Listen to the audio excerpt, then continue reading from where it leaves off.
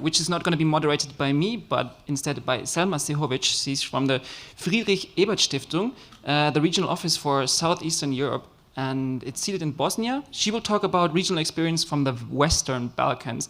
And after that, immediately we will hear about regional experiences in Ukraine also in another session. Welcome on stage.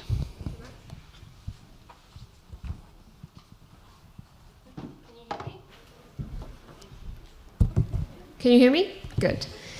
Wow. Okay. Good morning and welcome from my side as well.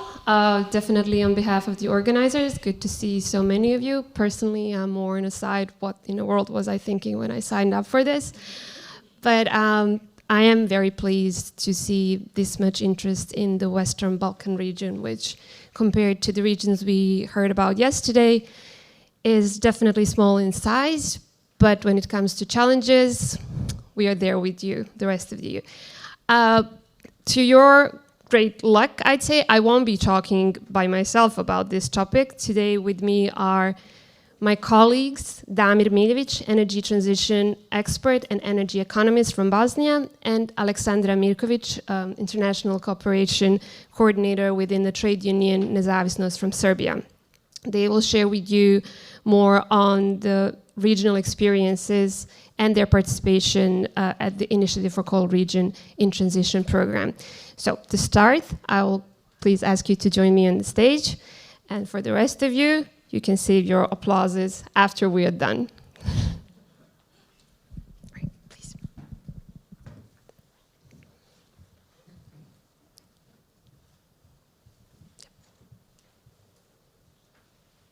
Okay, thank you.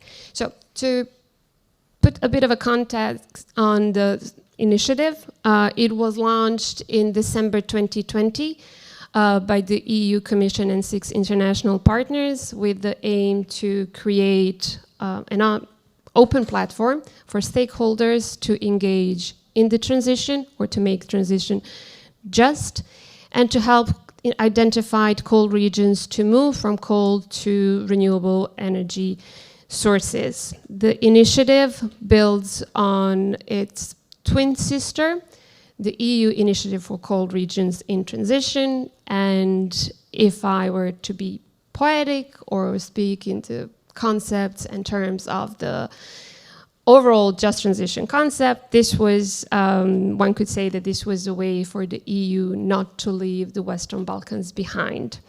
As you know, the Western Balkans countries, or 6 of them, are aspiring EU member countries. So this initiative was also an important, or is an important part of that process. The initiative has several, so to say, arms and tools in doing so. But today we're going to talk about the exchange programs between the identified coal regions in the Western Balkans and their counterparts in the EU. Like I said, today with me are Damir and Aleksandra. We're going to share their experiences in that program. Damir, yes, I will start with you. Your mic is on.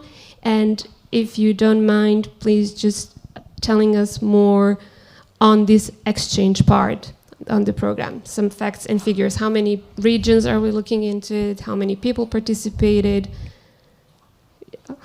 Okay, thank you very much. Good morning, everybody. Thank you for having me here.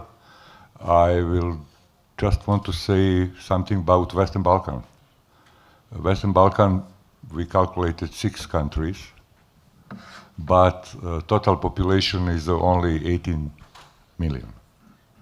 This means we are small but tough. From 6 countries on the Western Balkan, 5 countries are dependent on coal. Unfortunately, very heavily dependent of coal because in electricity production, for example, the share of coal electricity production is calculating from 41% in Montenegro up to 95% in Kosovo. That means the problem is huge. Whole coal sector is employing directly something like 49,000 people. But when you calculate the other jobs which are related to the coal and coal production, you have to add something like 80,000 or 90,000 more people involved. The problem is that from 5 countries which are dependent of coal, only 1 country, that's North Macedonia, officially stated their coal phase out. Other countries are still waiting or not officially announced where they will come out from the coal. From that perspective, I will start to answer on your question. We started with exchanges from the Western Balkan and from Ukraine in year 2020. We had 8 exchanges with 11 visits, and there was involved 6 countries outside of EU and 7 countries from the EU. Exchanges were organized for coal regions, and the main participants on the exchanges from the Western Balkan and Ukraine side was from the regions. That means we are talking about local mayors, we are talking about trade unions, we are talking about energy companies, we are talking about NGOs. Of course, in some of the exchanges, also national officials were present there. Overall picture of that exchanges is that from my point of view, because I was involved almost in all exchanges, that exchanges helped so much to the Western Balkan to open people's eyes on a regional and a local level that something is serious happening outside of their countries, outside of their systems, and so on, because one of the key points for the Western Balkan countries is that usually when we are talking about transition processes, it's something which is happening between government and huge electricity companies which are state-owned. That means there is no public, so much public information. There are not so much campaigns about transition and just transition specifically. And this means that this exchange program on one side was very informative for the participants. More than 200 people was involved from both sides. And also they are now starting to think how they will go through the transition, not waiting when the government will give a signal for the transition. And in the last 2 years, we have really good examples from the Western Balkan where the mayors with energy companies and trade unions started to work on transition processes. Thank you. Thank you very much. Aleksandra, you were part of the exchange or the visit to Romania. You were part of the Serbian delegation visiting Romania. And Damir mentioned that trade unions participated, and I want to stress out that the CRIT, the initiative, was very conscious from the beginning of taking this bottom-up approach and being very inclusive, and in that sense, the trade unions were included. Now, in your role as a coordinator for international partnerships, meeting people, trips are inherent to it. But I want to know if you can share with us, please, what it meant to your colleagues, to the other 2 trade union members who are not with us here today, but who surely had some impressions on that visit. What it meant for them. Any stories that you can share, anything? Thank you. First of all, I want to thank GIZ for organizing such an important forum, and thank you for the invitation. My name is Aleksandra Mirkovic, and I am coming from Trade Union Confederation Nezavicnost, Belgrade, Serbia. Well, the impressions of the group are invaluable. What I would like to emphasize during the visit is that the most valuable experience is the experience of those people who have gone through the transition or are still in the process of transition. Conversation with them during the visit were extremely important for us. But the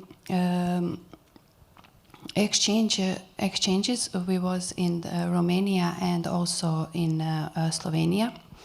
The exchanges helped my group in the way to understand the transition in a simpler way. And to understand the importance of transition in a positive sense. Because in our country, in Serbia, when you mention the word transition, our workers have a negative attitude because of last one, and they still remember what had happened in that period.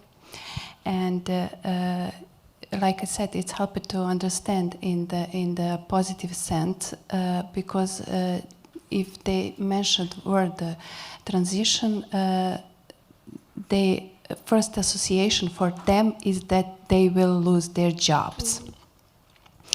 And because of that, all the exchanges are very important to us, to see that the importance of transition is very positive. And I would like to thank the Secretariat for Western Balkans and Ukraine for all efforts to bring in the region together. I agree. I couldn't agree more. Thank you so much for mentioning that. I was going to say it at the end, but definitely no harm in repeating that. Second part of our session today here is to discuss about strategies, developing strategies for upskilling, reskilling, which is obviously a part of a broader topic of investments, economic diversification. And I don't want to, it's on. And without going into too many details on economic diversification, because there's going to be a session on that, I want you to please touch on the reskilling and upskilling in our region in a current economic climate. Where does it stand? Is it possible? Is that what's coming next? I see that, on all conferences, one of the main issues is reskilling and upskilling. From my personal point of view, it's not so important subject. I will try to explain. How we are using coal on the Western Balkan, we are using lignite, that means open pits. In open pits, you have workers which are skilled for the machinery, work with machinery mainly. And as we are very close to the EU, every skilled worker, if he don't find a job in his country, is going in Germany or somewhere else. And we already, without coal phase out, we have a problem to find skilled workers for the coal industry.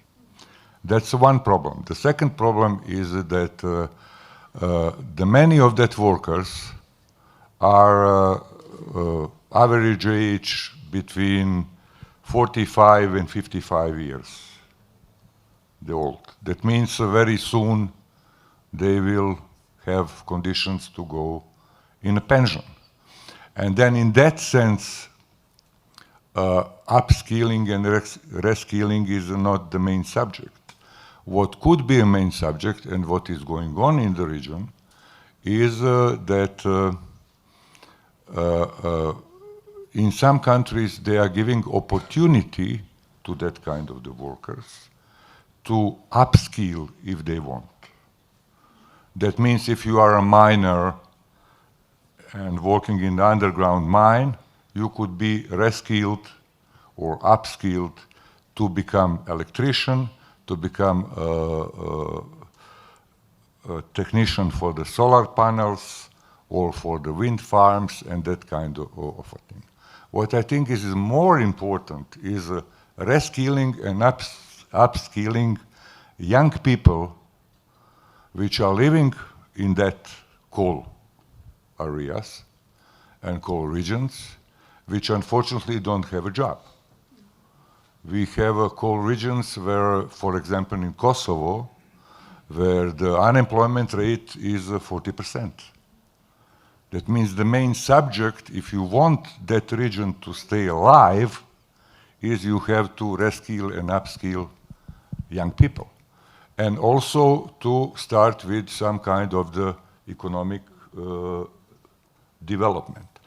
Fortunately, what was good in these exchanges, we are not only learning from the EU countries' experiences. Of course, there was some situations where the EU countries could learn from the Western Balkan countries.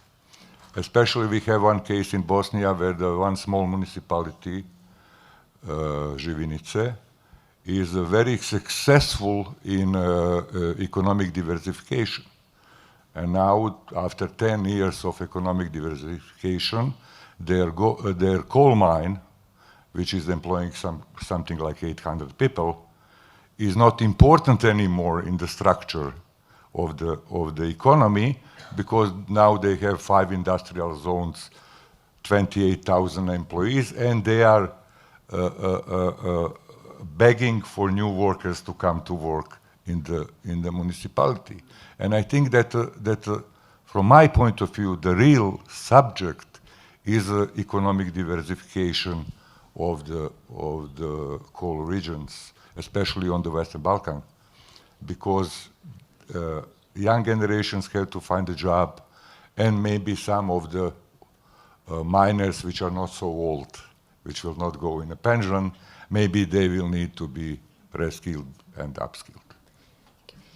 Aleksandra, zooming in again on the workers and the trade unions, where do these words upskilling and reskilling stand, and what's the atmosphere within the trade unions on that? Well, I have to say our workers all goes to Germany. All roads lead to Germany. Yes. Where is better? Okay, but we as a union, we recognize that the topic of the importance of the transition, and as a union, we try to train our members what the transition will be bring in the near future. As a union, we recognize the importance of transition since 2021, when we had our first, but that then was a small conference for our union that we talk about just transition and met them with that topic. As a union, we also in one big and very important project, civil society for just transition, with 7 others non-government organizations, which is financially supported by the British Embassy in Belgrade. And in the level up, our roof organization, trade union, International Trade Union Confederation, and also European Trade Union Confederation participated in the draft of the Paris Agreement, which refers to workers and they dignified the workplace. That is all about us and about our members, and we are trying to understand we don't know all the questions and answers about the transition, but we tried to bring that new topic in our country also for our members.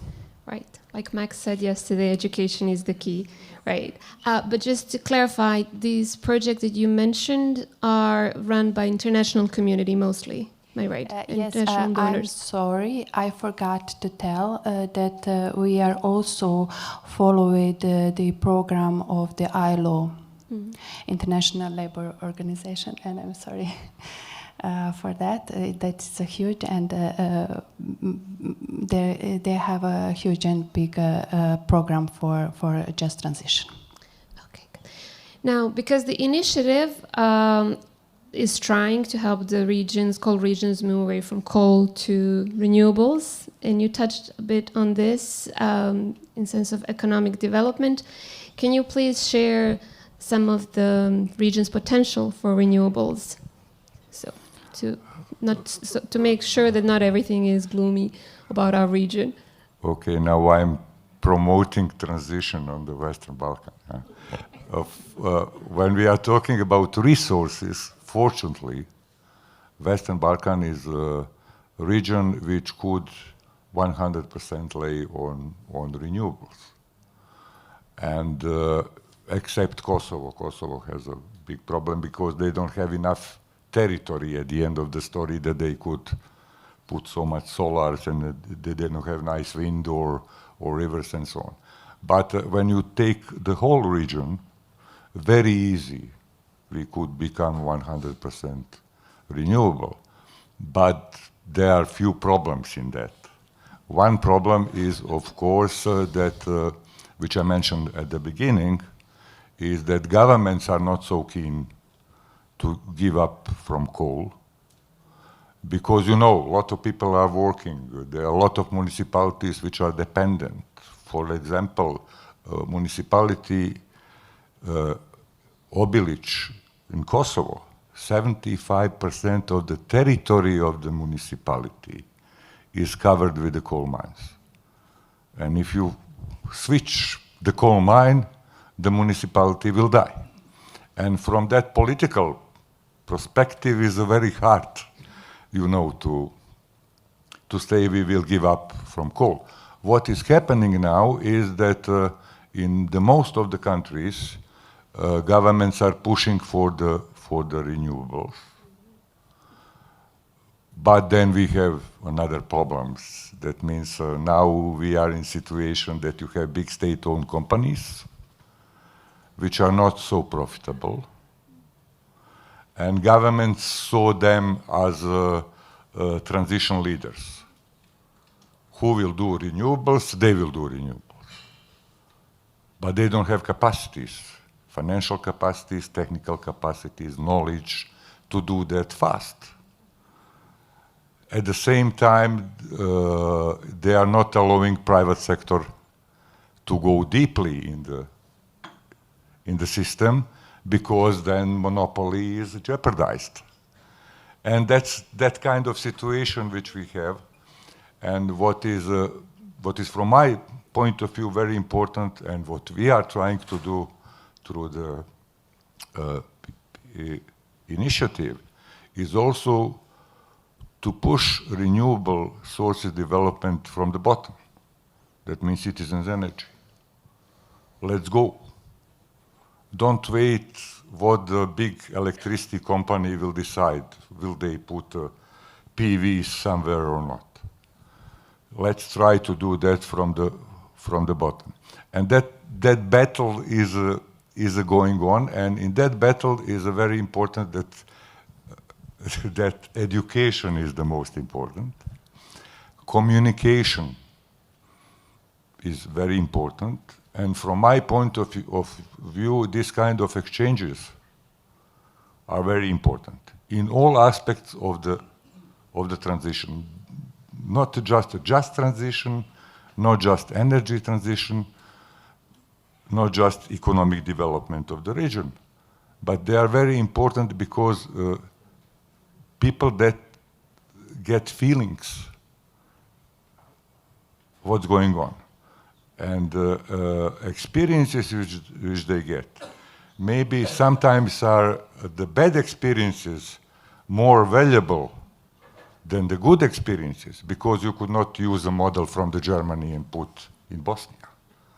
But some bad experiences could be very valuable, and I will give you just one small shot of that. We were with the Bosnian delegation in Bulgaria,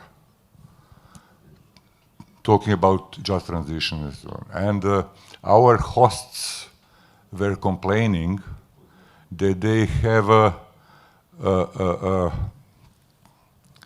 waiting for the government and all other stakeholders believing in them, and that they will put their ideas into their just transition plan.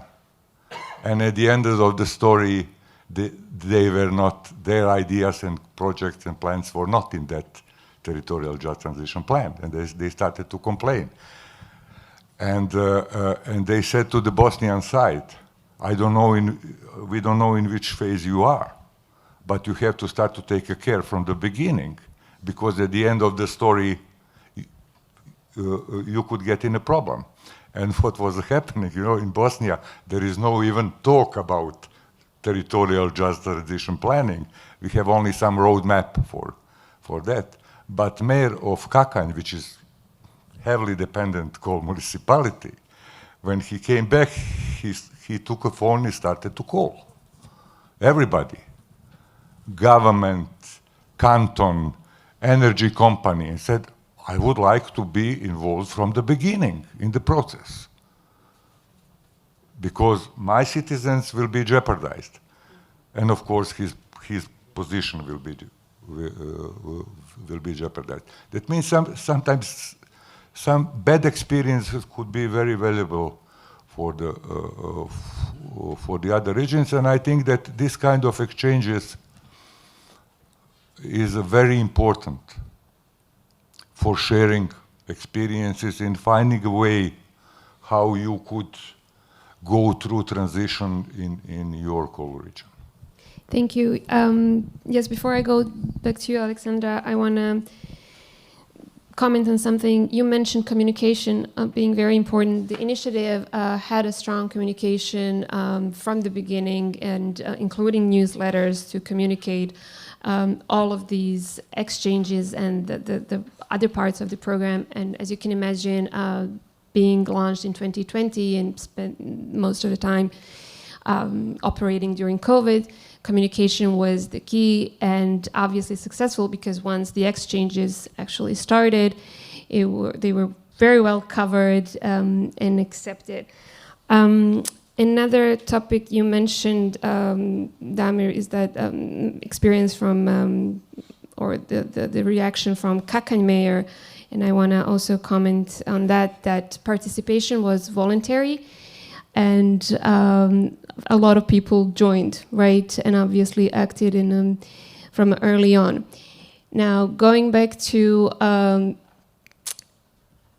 renewables, Aleksandra, and because of our host, GIZ, GIZ Serbia runs a program, right, to train solar panel installers, right? Can you tell us more about that, or more specifically, are there any trade union members from your union that are taking part in that program? Are they open to it? Are there discussions? Anything? I hope I'm not putting you on spot, or if I am, I hope they're not watching us now. Okay.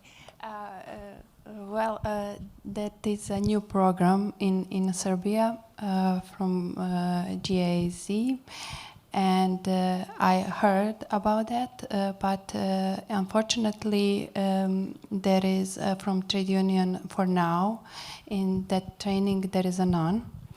But I think because it's the first in Serbia program like this, and I hope in near future we will achieve some cooperation. and we will put some workers there to upskills and to do new stuff. But I think we all know in Serbia how much German government invests in Serbia, and we appreciate that. And consider of that, we have 17,000 miners employees, and I hope some of them will be take a place to be in that training. Okay, good, very good. Okay, being mindful of our time left and in sort of closing, Damir, I want to start again with you. What are your thoughts or expectations or wishes when it comes to the future of this program or similar initiatives? Because as we can tell from what you said and from what we know, being from the region, in a lot of ways, the energy transition is driven or initiated by the international community. So, what are your hopes, wishes, expectations? Yeah, wishes are one thing, expectations are the other thing. What I would like I'm not saying we will fulfill that. Yeah. What I would like to see is more exchanges with the EU, when I'm talking about Western Balkans. More exchanges because there is no exchanges between in the Western Balkan countries, which is also important that they could share their good and bad experiences. And I think it's a very important, because, you know, when you come to the conference and somebody said, that's one thing. But when you go in some cold town in Czech Republic and start to talk with the people, yes, that's a completely different story. And I think it's a very important, not only for the Western Balkan, but other coal-dependent regions, that kind of the exchanges take place, because there you are getting knowledge, you are getting good and bad examples, and you are also getting a courage, because usually, you know, in the coal-dependent regions, everybody is, we were miners for 100 years, everybody is leaving. If you close the thermal power plant or a coal mine, everything will be devastated, and we have to move from here and so on. And it's good when you go somewhere to see that, yes, we had 2 coal mines and 1 thermal power plants. We closed that 10 years ago, as for example in Poland, and now we are doing that and that. And that is giving you some energy that things are possible, which I think for the coal regions are very important to move from the phase that energy transition will jeopardize them to the phase that energy transition is an opportunity for them. And I think that's the most important thing. Thank you. Aleksandra, yesterday at the beginning of the forum, we heard that there is no blueprint for the just energy transition, right? There's only local context and adaptation. So the same question goes to you. What do you hope or wish or want from these programs or similar programs in the future? Like I said in the beginning, for us it's important visits or exchanges. That is the most important, and conversation about that, with miners and all employees. I think that is the best way to understand and to understand the transition, to understand the process of transition, and always learning like kind of stuff, and I think we will reach to the just transition, our region, Western Balkans. Good, good. I like the optimism. One last point maybe from my side before I officially wrap this part. And you prompted me on this, or this learning part anyways. I found it in my work that other regions, the more developed regions or more regions more advanced in the energy transition, in a way feel pride, rightly so, when sharing this experiences. And I thought that's another added benefit or value in these exchanges, because it gives a chance to these people to showcase their skills in overcoming cold transition processes. And yes, there is a lot of social identity in these regions, and we need to be mindful of that. And in that sense, like I said, we appreciate or share their excitement when they share their successful stories. Now, when it comes to sharing of these successful stories, at the end of November, specifically 27th and 28th, there is going to be Initiative's annual meeting in Brussels. It's going to be a physical event with live streaming. And for our audience, online audience, there will be, this might be interesting, but there will be translation into Albanian, Bosnian, Croatian, English, Macedonian, Montenegrin, Serbian, and Ukrainian language.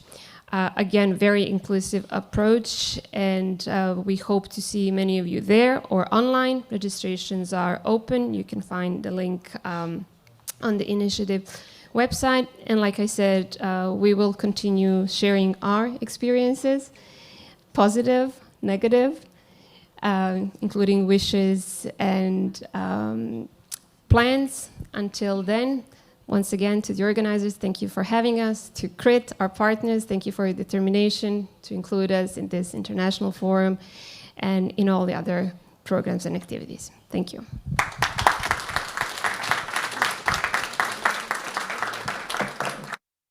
Thank you to the three of you. It's great to see that you also already talked about economic diversification in the Western Balkans, because the session after this one is going to focus on this, and I would love to also maybe hear your input if we have some time from your experiences. But now we are traveling to Ukraine, and we'll have an extra panel for that. For that, I would like to hand over to Valentina Moskalenko. She is the advisor to the Prime Minister of Ukraine on regional policy. Welcome to the stage. Thanks a lot. First of all, I'd like to thank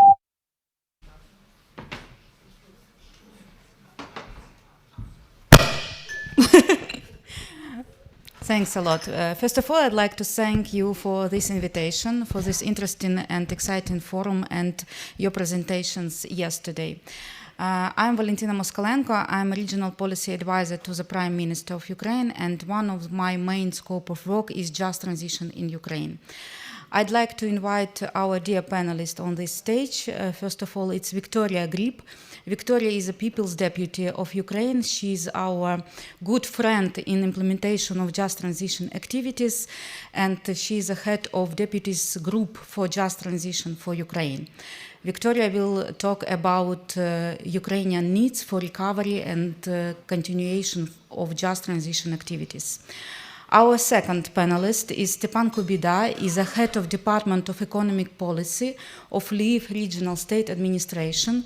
Lviv region is our pilot region for implementation of just transition policy because it's situated in the western part of Ukraine. It's completely comparative safe, and now we are refocusing all our initiatives in the western part of Ukraine. And the last but not least, Anastasiia Bushovska is a representative of civil society, NGO Ecoaction. In our just transition activities, we are connected very close with NGO sector, and Ecoaction is one of the most active organizations in this area. Anastasiia will talk us about communication strategy for just transition policy in Ukraine and the main challenges they focused in the implementation of this policy. So I'd like to start with a brief input of our current situation with just transition policy of Ukraine, just you to know about our situation as it now. So when I can...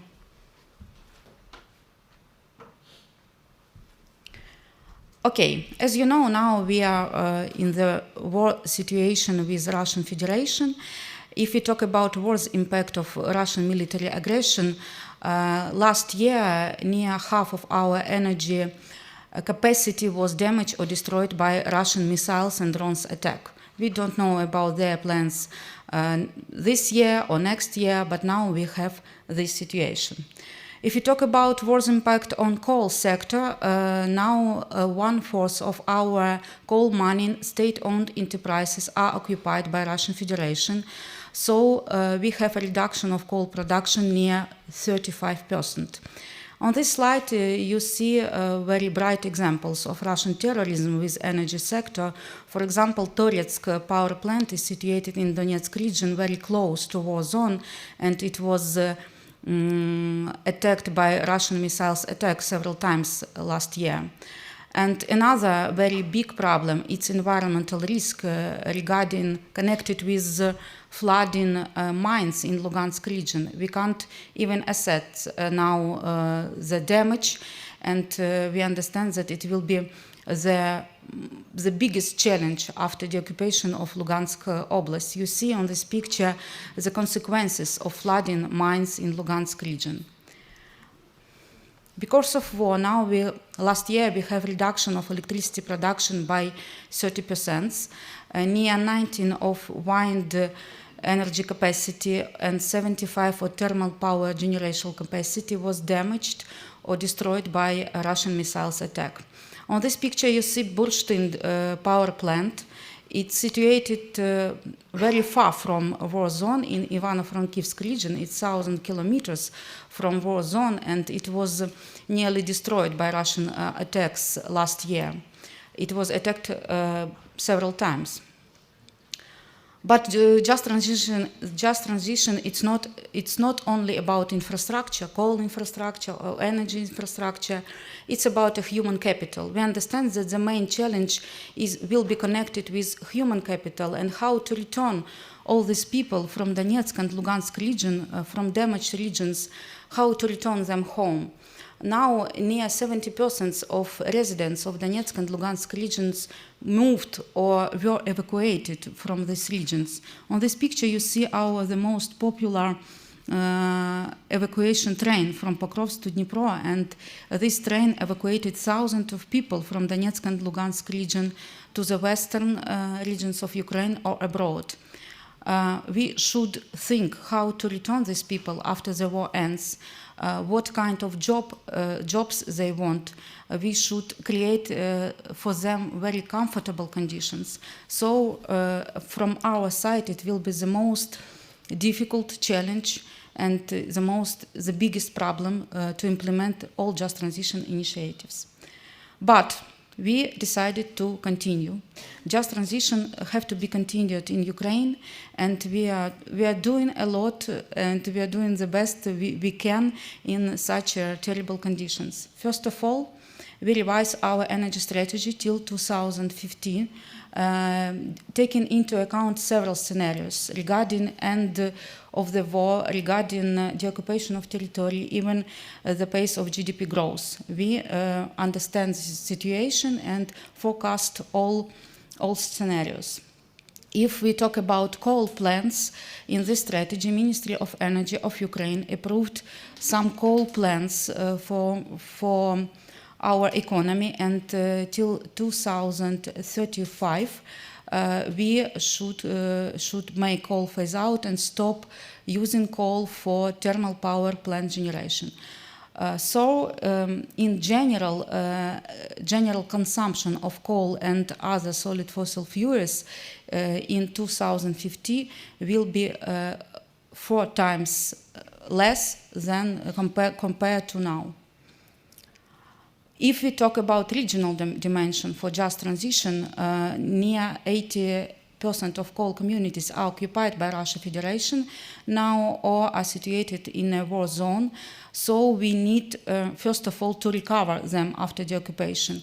And now we are developing recovery measures for these territories, not only to recover as it is, but to recover build back better. It's the main principle to recover these territories. We should build better buildings, public buildings, more energy efficiency. We should think about new framework for these territories, new economy, new conditions for jobs, new investment opportunities. As we talk about national framework for just transition, we updated state strategy for regional development till 2027.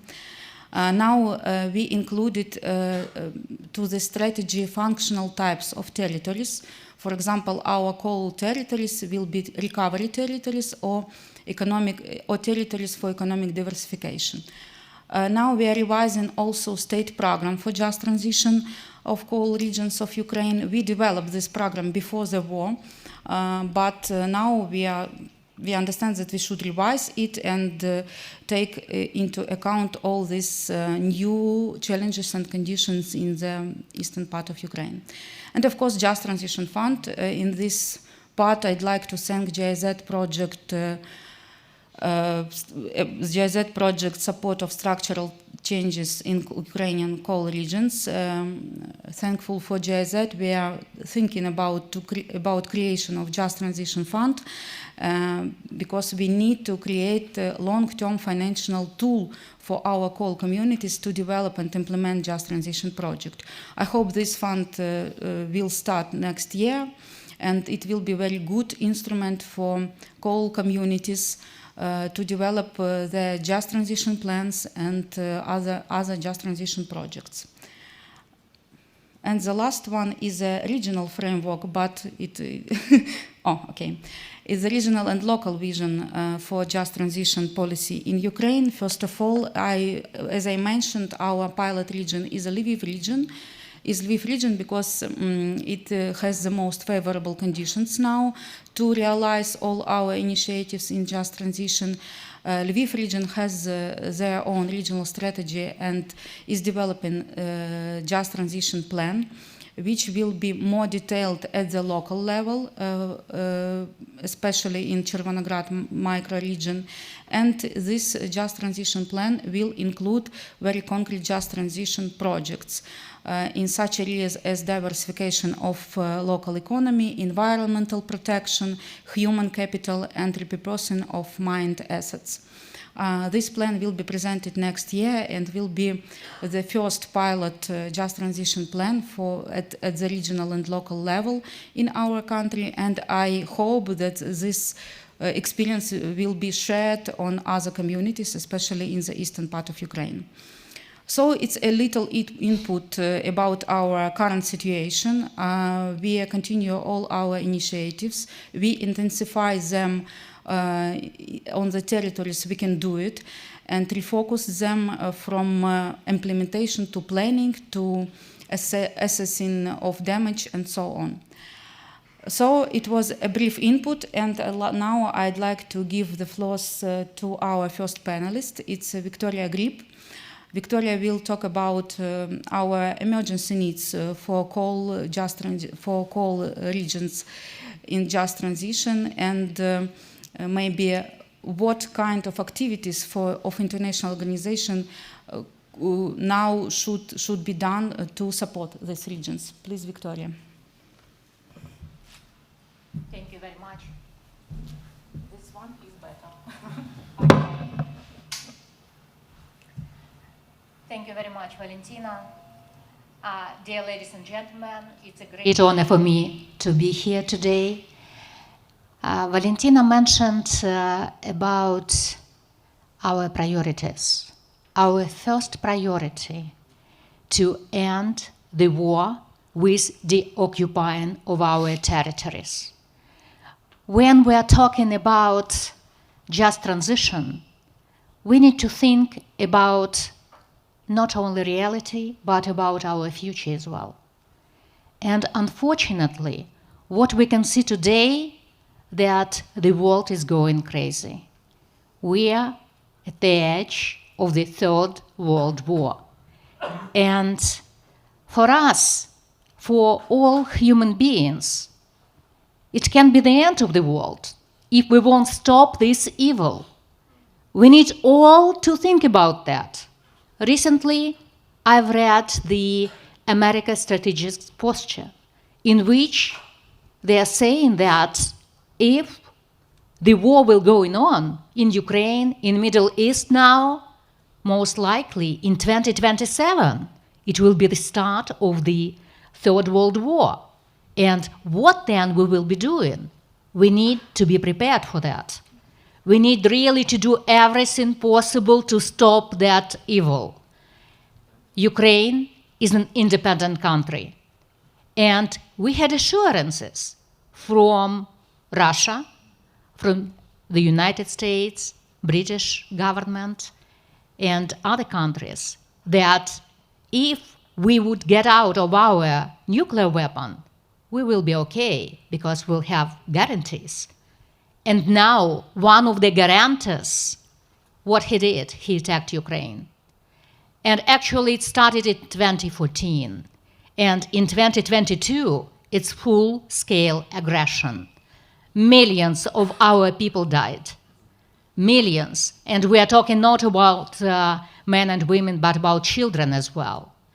And again, please, don't stand behind. Just you need also to do everything possible in order to support Ukraine, in order for us to be able to deoccupy our territories. That's our first priority.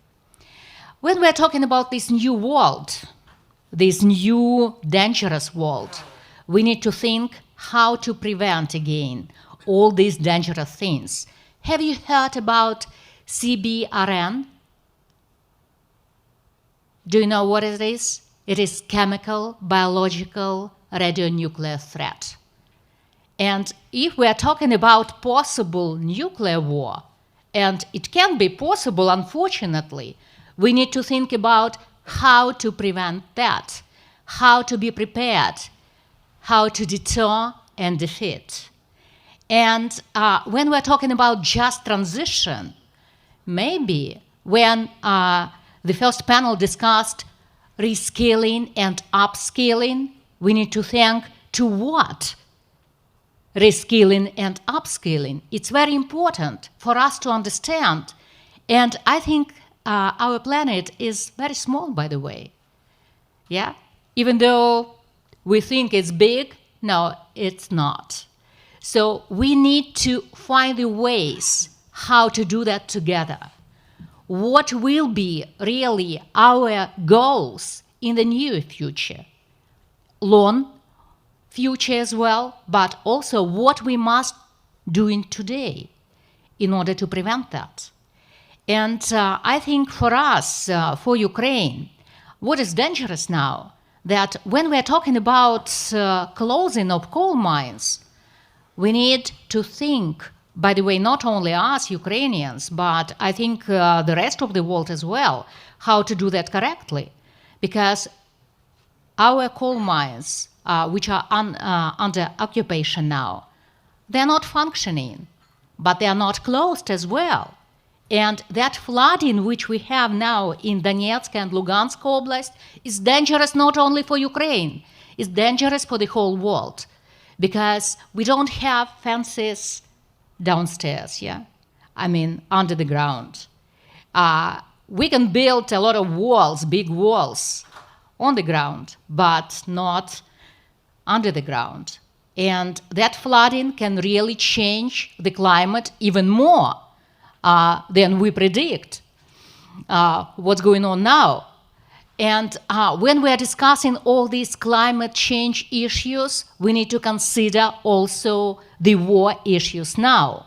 We need, again, to push for those who are doing that to stop that evil. Again, reskilling, upskilling, very important. For us, unfortunately now, we don't have problems with unemployment. Because our men, they're at the front line. But we all understand they are given their lives for our independence. And not only for our independence, I think it's also independence of those countries who are our neighbors as well. We are fighting now for the whole civilized world.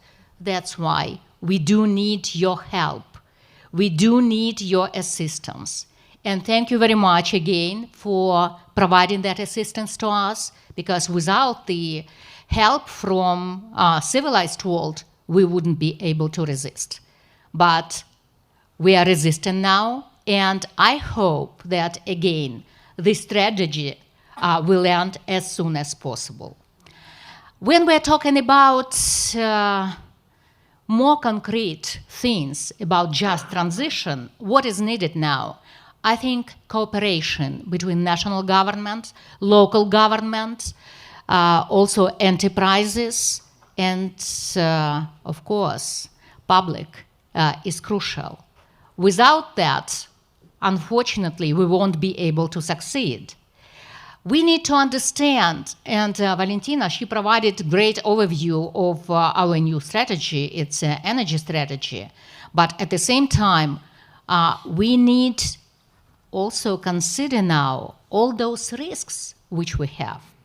If it will be just renewable energy, that's fine, but renewable energy cannot at this stage substitute the whole energy balance which we have now. Why? Because you need to think about storages as well. That's very important. Without storage, you cannot really rely on renewable energy.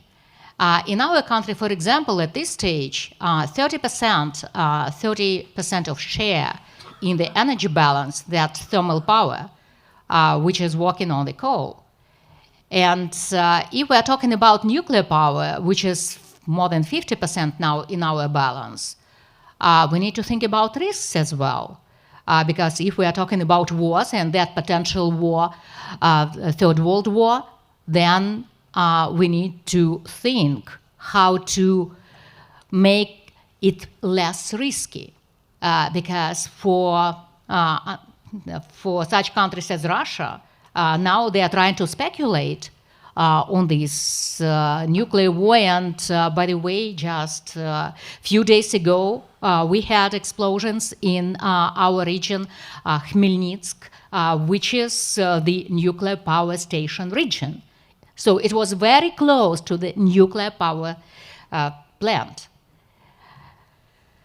I don't want to scare you, believe me.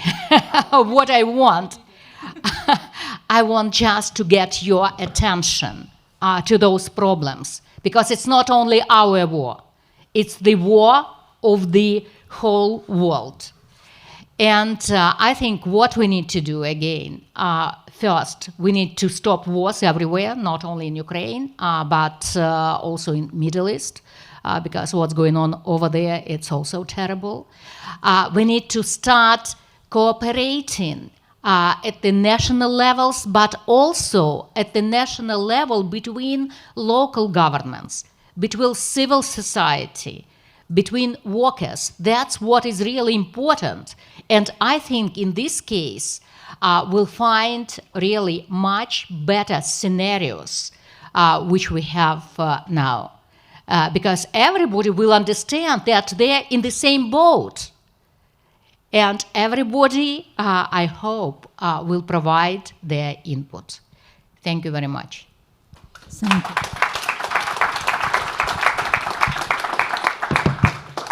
Thank you, Viktorya, for this emotional speech. Of course, international support and your support is very important for us to overcome all these challenges regarding the war and to continue all our initiatives. And for us, the main international donor now is German government, and thankful for the project of GIZ supporting structural change in Ukrainian coal regions. We are doing a lot in just transition projects, especially in our pilot project, in our pilot region, Liv region and Chervonograd micro region is situated in the west part of Ukraine, near the border. It's a safe place of Ukraine, and we have an opportunity to make a lot of activities there. Stepan Kuibida will talk to us about these activities and maybe describe main challenges you faced within implementation it. Please, 5 minutes. Okay, Valentina. Good day, dear I colleagues. need to remind. Thank you. Well, first of all, I wanted to thank the organizers for opportunity participating in such an important event. Thank you, everybody, for supporting Ukraine in war. And if I will make small pauses, don't be afraid. I'm only loading my vocabulary, so you can drink your coffee. I will continue. So I will tell you a few things that we are doing in Liv Regional State Administration with our local communities. I don't think that it will be something unbelievable, but it works, so we do this. First of all is just transition plan. As we understand, you can do nothing if you don't have a plan. Plan that is considered with businesses, with NGOs, with people living on these territories, with local communities. So we only started writing this plan. We make a steering committee and working group. It's more than 19 experts, and I want to thank the GIZ that are supporting us, because if you want to do something good, you must cooperate with clever people. Second one, just transition is not about closing minds. It's about good job, education, social infrastructure, administrative infrastructure, everything that is near us. We started of economics. We take the local businesses, we take NGOs and try to find out what to do. Everybody tell, let's do industrial park. So we had started. It's nothing new, but it works. Our industrial park is not ready, but we have a plan. So 2024 it will be the year when we will communicate all the local businesses and try to make first steps. Second one, we understand that industrial park, it's really good, but when you provide some goods, you must transport them and sell somewhere, yeah? If we are talking about transport corridors, the main transport corridors is Lviv, Warszawa, Gdańsk, no Czerwonograd. We must connect Czerwonograd region to this transport corridor. So what do we need? We need probably railway. We have one, but it's not good. It's not working. So we are constructing of board change railway line with Rava Ruska that is already connected to this transport corridor and to Czerwonograd. Next one, education. Improvement of the material and technical base of educational institutes. If we are giving them money not only from GIZ and something from the state budget, we can cooperate with businesses. Much more money, better base, better level of education. But not only base material. We are preparing for the loading new job market, introducing new educational specializes that our businesses needs. It's a difficult thing, but I mentioned today business a lot of times, and they are helping us to do this. And sometimes they come to us and tell us, "Oh, guys, let we do it by ourselves."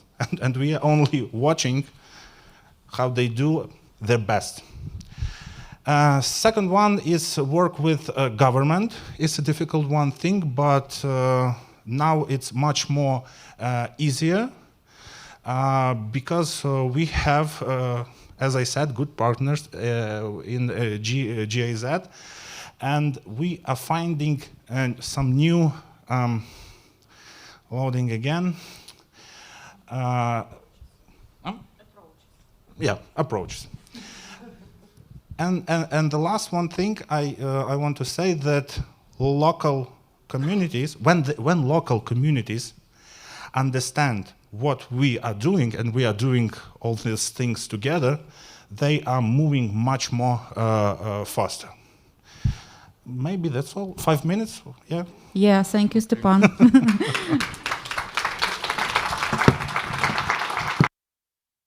Thanks, Stepan, for this regional input of just transition policy.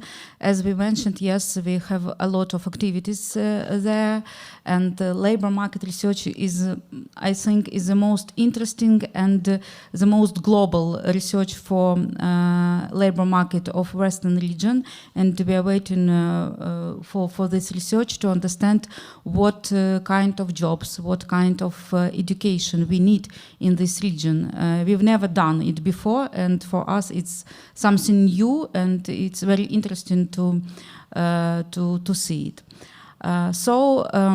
Our last speaker is a representative of civil society from NGO Ecoaction. Anastasiia Bushovska was in very deep connection with communities, with people who are always against just transition, and maybe she. No, they're against transition, but not about against just transition. Yeah, and Anastasiia had a lot of contacts with communities, with people, and maybe Anastasiia, you could share us your experience, what challenges you had, and how to overcome it. Because when we finish all our activities in Chervonograd microregion, we should go, I hope, to eastern part, and we will face with all these problems. So, Anastasiia, the floor is yours. So we started to work on just transition in 2018, and together with our partners, we started working with local mayors in Donetsk region, in coal communities exactly.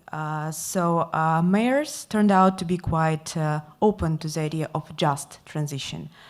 And that's why these efforts grew into creating the platform for sustainable development of coal towns of the Donetsk region. This is a platform which is comprised of representatives of coal towns and municipalities and local NGOs. We engage coal town representatives in different discussions, help them exchange information, and basically better communicate between themselves. In 2019, we did a survey in the Donetsk region, which helped us to understand how people perceive coal phase out. And when they were asked about coal phase out specifically, they were opposing the idea, of course. But when they were explained what just transition is, which would entail what it would mean for them, more job opportunities, reskilling, and so on, they were, of course, more on the agree side. That's why basically explaining how just transition works became the basis of our work, and that really helped to move just transition processes in Ukraine. And as I said, we started to work with the Donetsk region, but later on we started also engaging with other regions. And we have 5 coal regions in Ukraine, like I could say 2 in the east, 1 closer to the center and 2 in the west. And of course, for all of them, for all of us, the biggest challenge for just transition is war, of course, not only because it undermines the previous efforts, but also because it exaggerates the challenges that were there before. So these regions, they are under different conditions because the East is more focused on survival and victory. People left for safer locations as well as industries. And these communities already have to think what they need to do so that people return. While Western regions, they are in different situations, they can already plan just transition, and they have those industries and people who relocated to them. And of course, as I know, they would do everything to keep those people there. And why I'm telling you this is that because in these conditions, it's difficult to create a common vision for just transition in Ukraine. Of course, they still have common issues, and that's what we can build upon, because all of them have a coal industry, and it basically creates common problems as in any other coal region. So even when the war broke out, together with our partners, we supported coal towns in their urgent needs, of course, more focusing on humanitarian aid and so on. But soon, after several months of the full-scale war, we reached out with questions about future of our work to the communities. And when we communicated with the platform of coal towns of Donetsk region, even despite the war, despite the challenges, they were open to continue working on just transition. Of course, it would not be implementing a just transition all at once, but maybe planning for the future because they already need to think how to return people. As I mentioned, we started to work with other regions as well. And just the previous week, we organized a national forum on just transition. And actually, representatives of municipalities from all those 5 regions came to this forum, and there were more than 100 participants, and it was the floor for exchanging information and thinking how do we manage just transition in these conditions. And of course, Ecoaction and our partners continue to be this coordination figure between all the stakeholders, between the communities and NGOs interested in just transition. And that platform that we have, it really helps us to create this common vision for just transition and move just transition forward even in these conditions. So the hardest part is communication of just transition amid the war, because it really raises question whether it is the right time. Because even in NGO sector, at first we were unsure whether it makes sense to continue working on coal phase out, and maybe it's not the right time or the wrong place, and if it makes sense at all, who knows. But soon, several months into the full-scale war, were started the discussions about the recovery of Ukraine, about creating the future, like the vision of the future of Ukraine. And of course, when we talk about the future of Ukraine, we see that there is no future for coal in that. Even this year, our Ministry of Energy already re-announced that we will have 2035 date coal phase out. And that clearly shows that there is no place for coal. And people in Ukraine, they do understand, there is clear understanding that we do not need to return to how it was before the war. We need to make Ukraine better than it was before. So that also means without coal and with more renewable energy sources. And that also means making coal phase out and just transition as part of the recovery. Thank you, Anastasiia. Please applause to our last speaker. Yeah, I'd like your last words about that just transition should be a part of our recovery process. And now, as I mentioned, our Ministry of Infrastructure is developing state target program where just transition is a part of this more global recovery process.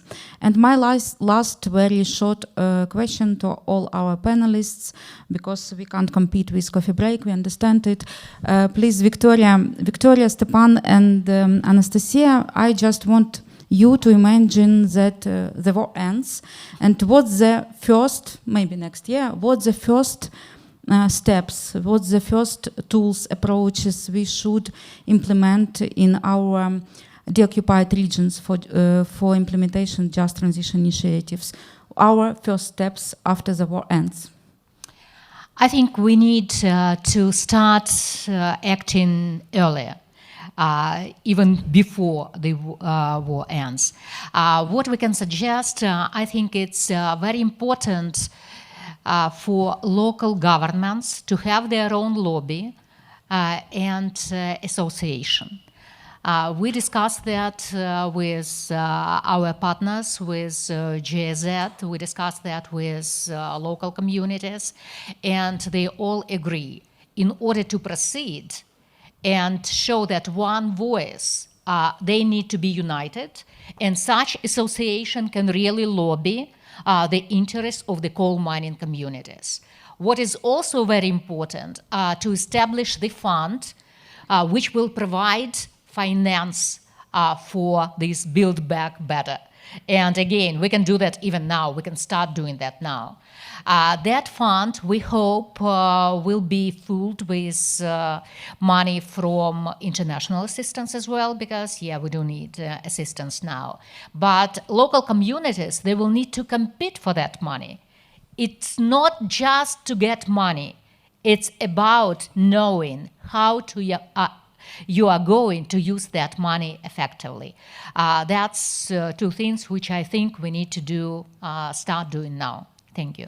Thank you, Viktorya. For Stepan, next question is local communities of Liv region, are they ready to compete for just transition projects and for just transition funds? What do you do with them to prepare them? After a lot of economic problems, COVID and war, our communities are ready for everything. I think so, but still I see two things. They are simply and difficult both. To return people, because people's blood of economic and providing the new economic model. It's not it's not easy to do on the level of communities, so we must cooperate with government in this question. Yeah, thank you. And the last question to Anastasiia, how we can communicate with people who are now abroad to return them, especially in the occupied territories in the eastern part of Ukraine. Maybe your organization are now developing some communication strategy how to return to these people, or maybe some other communication tools. In our work, we don't specifically focus on people who are abroad.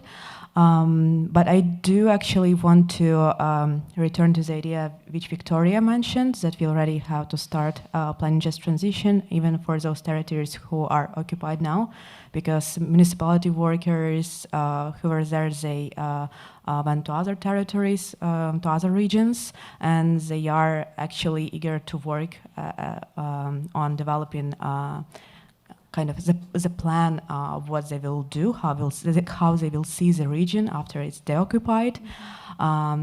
So it's important to focus on that. And as I said, on this forum that we had, we also had a representative from Luhansk region as well, and he also showed interest because he also understands he needs to create the opportunities in his town for people to return to.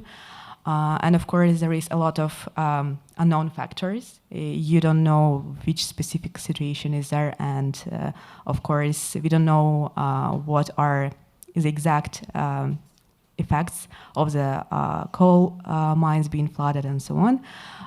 But the basis of it, some general kind of vision plan could be still created. But of course, with clarified information later when it's deoccupied. Oh, okay. Thanks, Anastasiia, for your comments. And from my side, to sum up all our panelists, I'd like to say that now we are working on a lot of initiatives, starting from GT Fund to Association of Coal Communities for Just Transition Plans and so on. And I hope all these plans will be implemented as soon as possible. And I'll hope that international support will be continued to support not only just transition of Ukraine, but Ukraine at all. And I'd like to thank all of you to invite us, and maybe next year we will present more positive results and something pleasant for your ears. Thanks a lot for the invitation.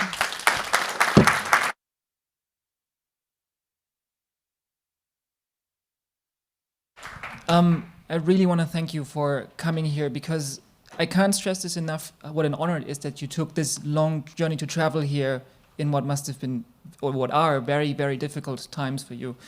And it almost feels misplaced to announce the coffee break now after such a thought-provoking session. So if you would lend us a bit more of your time, because we have a question from the chat, if that's okay for you, we would like to. Perfect, thanks. Adriana, over to you. Hi, thank you. Yes, we have a question from our online audience, and it is, how is a just energy transition strategy implemented in times of war? Because it is a great economic challenge in peacetime, it will demand a lot of money in wartime. If you talk about Just Transition Strategy, we don't have a separate document named Just Transition Strategy. We have Energy Strategy of Ukraine till 2050, and now we just refocusing our activities to close mines to the western part of Ukraine. So we do it locally to share this experience after the occupation of western part of Ukraine, to share this experience to other communities. So I think it's a strategy, but now it's implementing only in the western part of Ukraine, if we talk about something that we should done on the ground. You're absolutely right saying that we don't have money for that now. But what we're doing, we are using the donors' assistance. And again, thank you very much for German government to GIZ project. They continue this donors project in Ukraine, and thanks to them, we are able to continue our activities now in the western part of Ukraine. By the way, it was great initiative as well on behalf of the project, because at the beginning of this full-scale aggression, we had two communities, pilot communities who were chosen for this project, one in the west, Chernograd, and one in the east, and Mirnograd. And for Mirnograd, they provided also assistance with clean water. And it was very needed, because people, they didn't have even water. So the project helped in this regard as well. Thank you very much. Thank you all again. I think, yeah, it's time for one more applause. Thank you very much for your session.